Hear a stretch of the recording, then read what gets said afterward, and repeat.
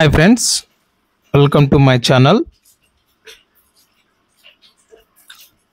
భారీ వర్షాలు పడుతున్నాయి కదా. ఈ భారీ వర్షాలు పడుతున్నప్పుడు ఎలాంటి జాగ్రత్తలు తీసుకోవాలో కొన్ని జాగ్రత్తలు చెప్తాను, వినండి. శిథిలావస్థలో ఉన్న ఇల్లు, స్తంభాలు, గోడల వద్ద ఉండొద్దు. ఫోన్ ఛార్జింగ్ ఫుల్గా ఉంచుకోండి. విద్యుత్ స్తంభాలు, ఇంట్లో స్విచ్ బోర్డుల వద్ద జాగ్రత్తగా ఉండండి. వర్షాలు కురుస్తున్నప్పుడు చెట్ల కింద ఉండొద్దు.